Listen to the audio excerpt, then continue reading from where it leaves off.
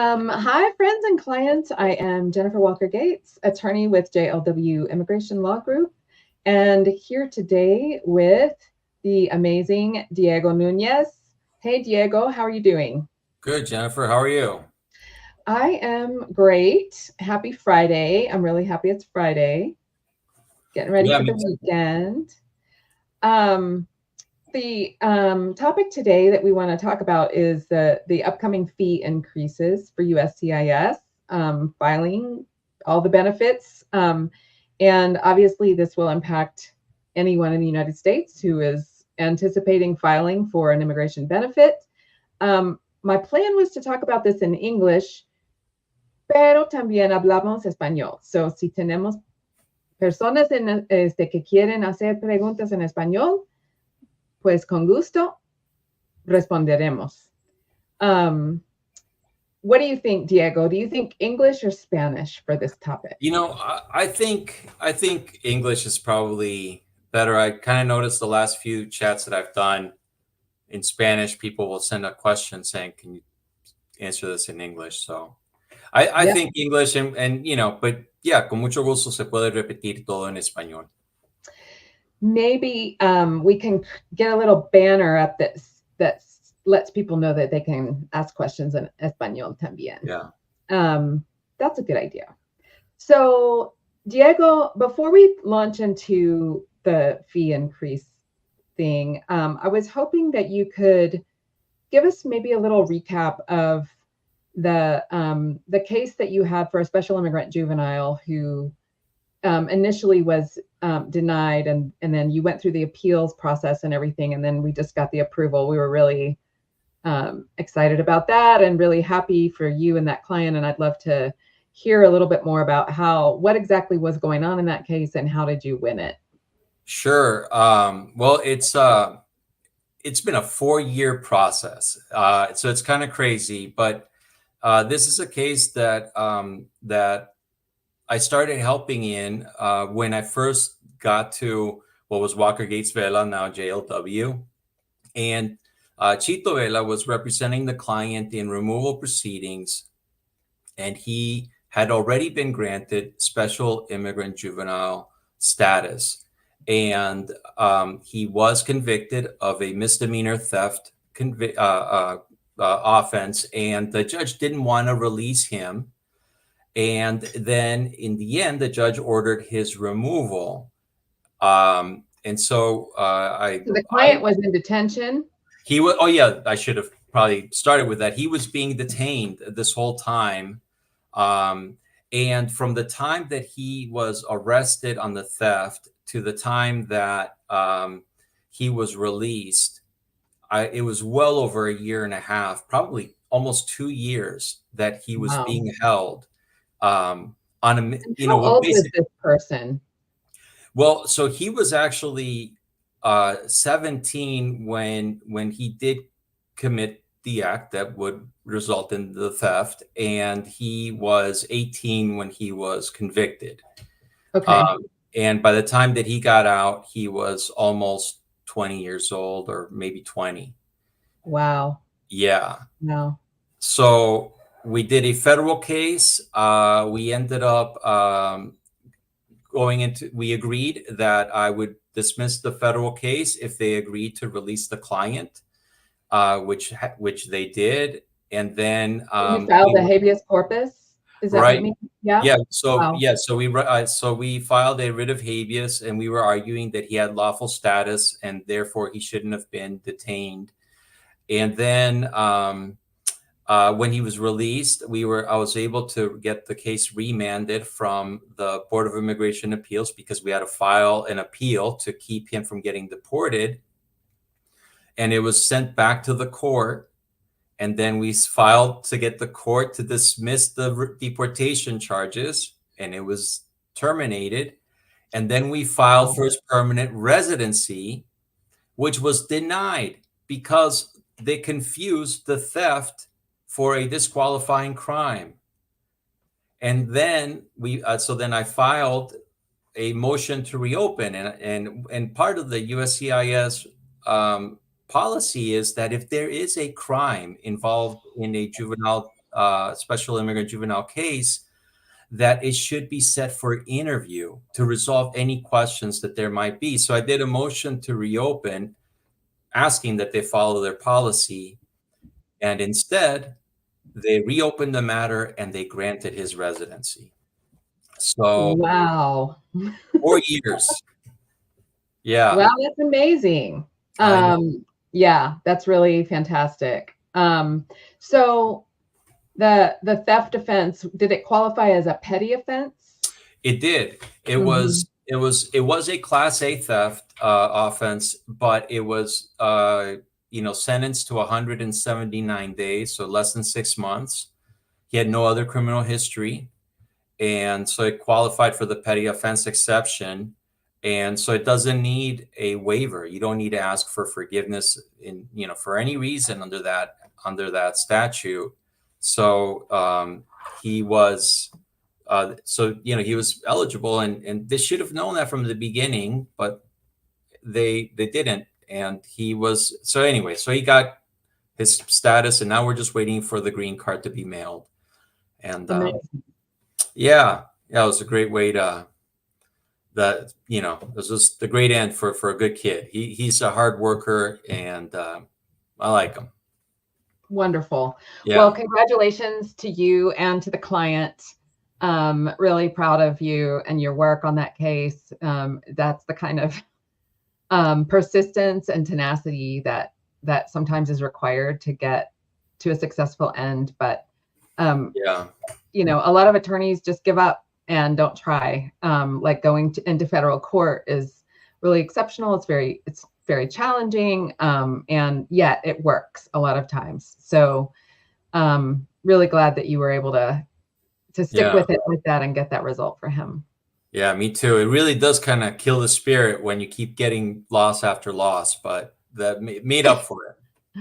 Totally. It is not an easy field to practice in, because the losses are devastating for so many reasons, not just for our egos, which of course we have, big ones, but also because real families are involved and good people, and so there's a lot at stake. So anyway, congratulations again. That's fantastic.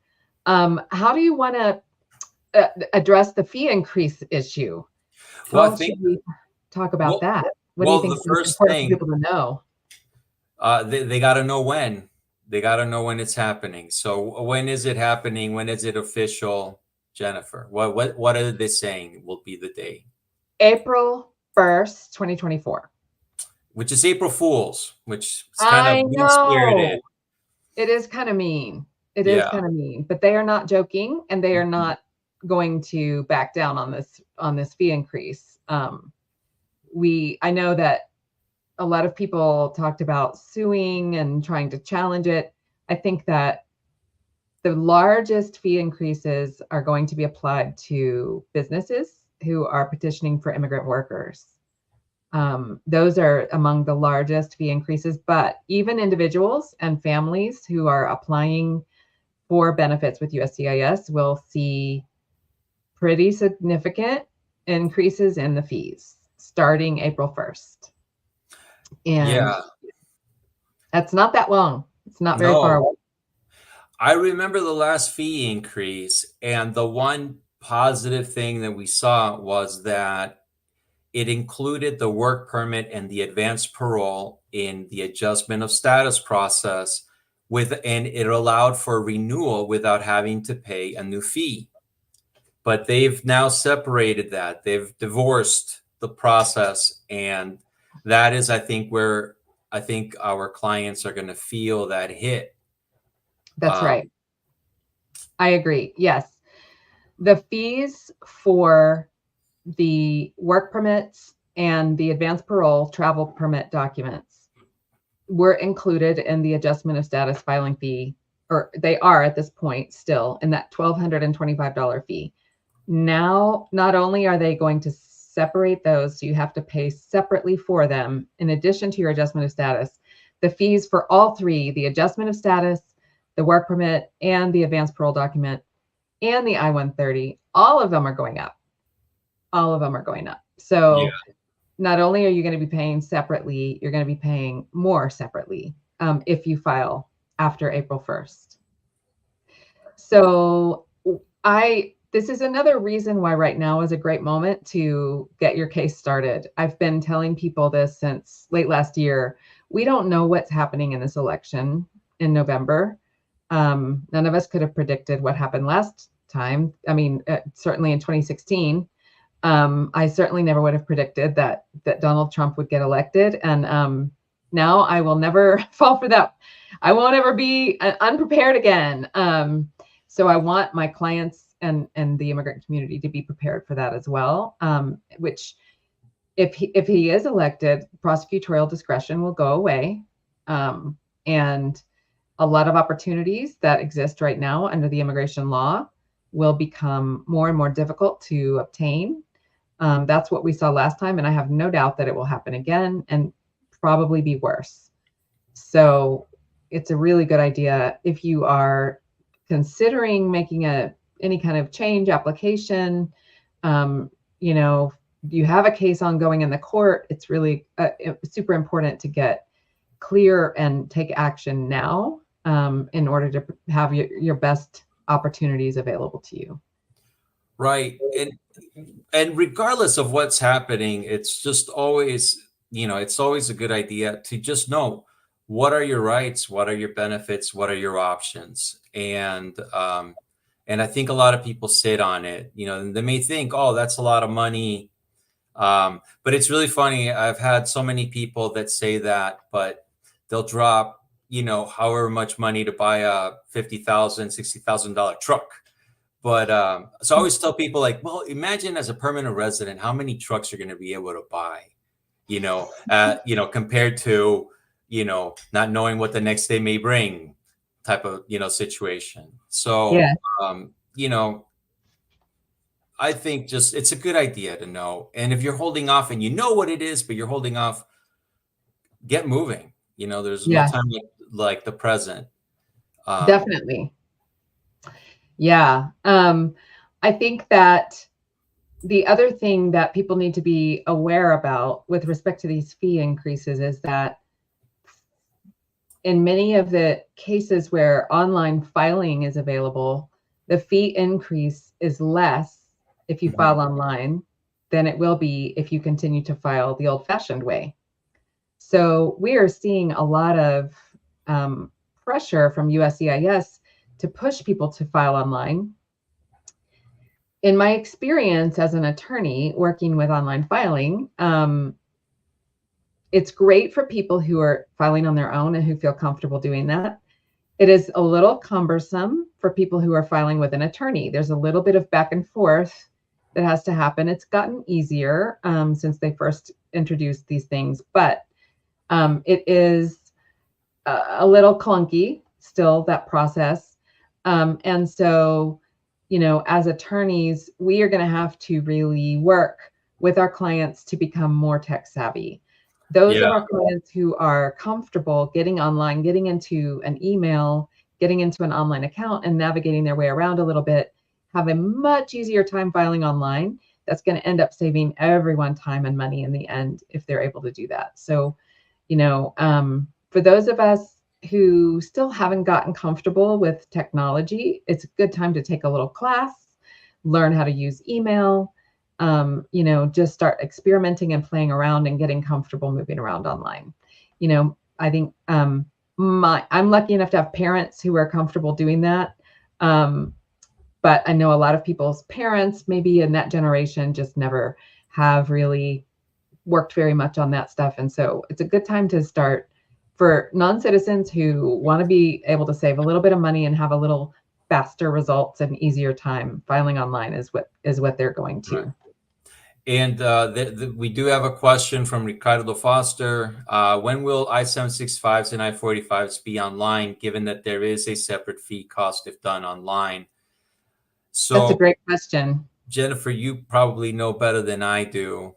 I was just reading the liaison notes from the last AILA national meeting with USCIS about this, and they're working very hard to get as many processes online as possible. And so it's not just an idea that they have, like they're actively working towards it. And they didn't give us a time frame to expect it by, but they did say they were going to have it done as soon as possible.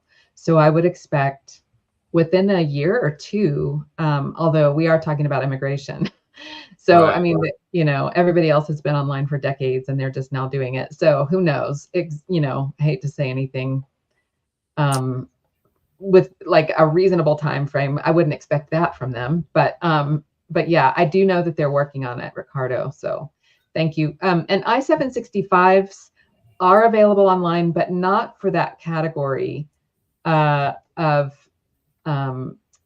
filing with the I-45. Now, by the time the fee increase takes effect, maybe those category C9 I-765s will be able to file online. I'm not sure. We'll have to see. But right now, it's only the I-130 portion of the case that can be filed online.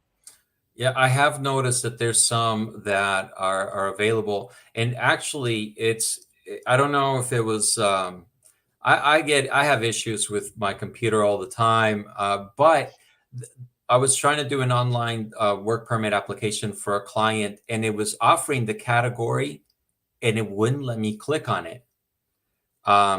And so we had to do it the old-fashioned way. They processed it fast. It was an asylum work permit application, and we got it in a month. It was ridiculous, but we did have to do it the old-fashioned way because it wouldn't let us click on the category. So there's always going to be glitches.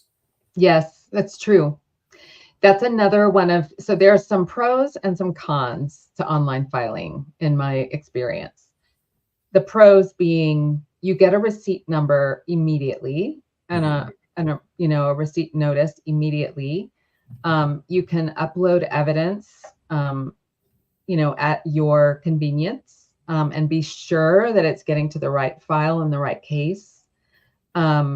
You can sometimes expect a kind of a quicker turnaround. You can see all the notices and mail that they send you. So if you don't get something in your mailbox, you can still get it through your online account. That stuff is great. The cons being that sometimes there are glitches and it can be a little clunky. And so, yeah. Right. It's technology. So, and it's the government. So it's, there's always going to be little failures like that. So we have to still be on our toes with it. So Ricardo says, the good thing is that the AP would be a little faster given persons will opt out for that option to save costs. I would hope so, but then, there's big assumptions being made, and that's that USCIS will have the personnel and the capacity to process those applications to keep it speedy. But I hope so. I hope that the technology does make them more efficient. I also hope that the fee increases help with those processing times, Ricardo. Yeah. Now, like Diego's just pointed out, like it's always a little dangerous to try to use logic when you're thinking about the way immigration operates. In my experience, that has led me down the wrong path a number of times. Like when things make sense, I've learned that's like a red flag in immigration land. But I think that you're correct that fewer people will be applying for advanced parole, probably because of the cost. And I think you are onto this idea that like these fee increases, at least for the next little while, should alleviate some of the financial pressure that has created some of these backlogs. Like when the pandemic happened and USCIS didn't get any filings, or very, very limited numbers of filings, they kind of went into a financial crisis at that point because they operate on filing fees. They don't get money from Congress. They run their entire operation on the filing fees that we pay. So ostensibly, if we're paying more in filing fees, we should be getting better service. So hopefully that's what we're going to see. Well, now it has benefited us when benefited our clients when there have been government shutdowns, because since it is self-financed, when the courts are closed, immigration is still able to keep going. But I think the fee the lack of filings, and then they furloughed a lot of people that didn't come back. And so, it just made things a lot harder for things that just weren't easy already. We've really seen I have seen some improvements, like you just mentioned the asylum application, the asylum work permit being processed quickly. That has been consistent over the past year or so. I've seen those initial work permits for asylum seekers get processed quickly. The waivers, the provisional waivers, are at a ridiculous level. They're ridiculous how long they're taking. There's a huge lawsuit, a class action lawsuit being filed on behalf of people seeking the provisional waiver, because those wait times they're over 3 years now, right, Diego? They're at 40. The last time I looked, it was 43 months. So we're talking 3 years, 3 years, 7 months. Yes. Yeah. So I know that the fees for the I-601As are definitely going up. I don't know that. I don't know exactly how they take a fee, for a certain form, and they only use that money to adjudicate that certain form. I don't know that it's necessarily how that works. The fees for almost everything are going up. There are a few things. I believe that online filing for naturalization is actually going to be a little bit less expensive after this change. I believe it's going from 407 or no, I'm sorry, 600 and I don't know. I can't remember, but I believe that fee is going down like $10 if you file online, and it's going up a little bit if you don't. But the overall fee increases are substantial, and if it doesn't lead to improved processing times, I think that's when USCIS does become vulnerable to being sued. Because they're already getting sued a lot over the processing times. Individuals are suing, class actions are being filed because the agency has an obligation to perform their work in a reasonable time. And so hopefully that will get faster. That's my hope. Yeah. I know, and I also want to give them credit, at least the San Antonio office. I feel that the processing times of the adjustment of status cases is I'm pretty happy with them. They're well, in my experience for our cases, well under a year, sometimes 6 months. I remember the days where, like, right after 245I in 2001, 3-year wait was not uncommon. So this is a really good thing. Yes, I agree. And the other area where I do a lot of work, and there are enormous backlogs, is in the humanitarian cases. So for VAWA cases, U visas, T visas, those case wait times are also really, really long. And it isn't the fees on those are not increasing very much. It isn't typically USCIS policy to charge a lot of funds for humanitarian cases, because you want people to have as much access to those benefits as possible. And you don't want to preclude a survivor of domestic violence from being able to file for benefits because the fees are too high. So anyway, I don't know what's going to happen with those, but I sure hope those get better too. So Ricardo, let's see. The government shut down business immigration in the Department of Labor. Mm-hmm. This new asylum processing fee is added to business immigration. That is rough. Love the show. I'm so glad you love the show, Ricardo. I'm so glad you're here. And the fees that are being applied to businesses are impressive. I think I hope that it doesn't discourage our business owners from using immigrant workers. I know that they need them.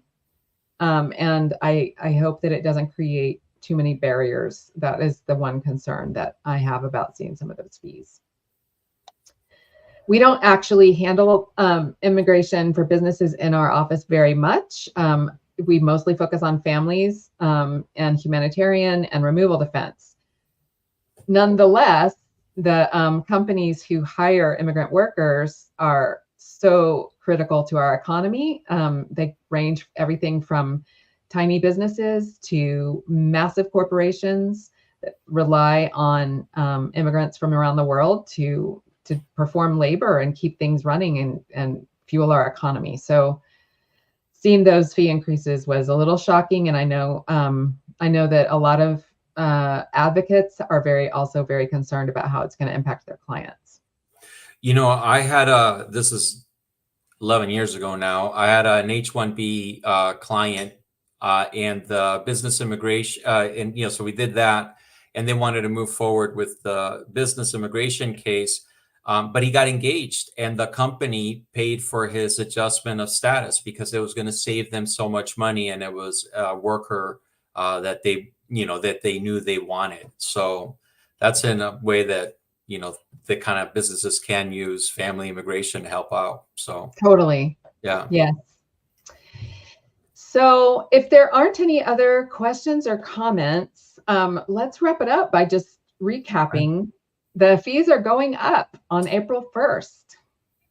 Yeah, barring some lawsuit, which we don't think would be successful. There's been enough time, enough notice. I think that it's happening. Yes. So given that fact, as well as the uncertainty of our political future, we want to encourage people to get started on their cases immediately. Please reach out to us if we can help you in any way. Our contact information is scrolling across the bottom of the screen. But on our website at jlw.law, you can click a button and schedule an appointment with me or with Diego directly onto our calendars. And if you call our main number, which is 512-633-1785, our team can also get you scheduled on our calendar. So with that, it is our honor and our passion to help immigrants in the United States secure long-term lawful status. And so we would be happy and grateful to serve any of you. That's what we're here for. So please let us know how we can help. Diego, what do you want to say before we sign off? Have a nice weekend. Take it easy. Thanks. You too. Have a great one. And I will see you on Monday. All right. See you. Soon. All right. Take care. All right. Bye. Bye.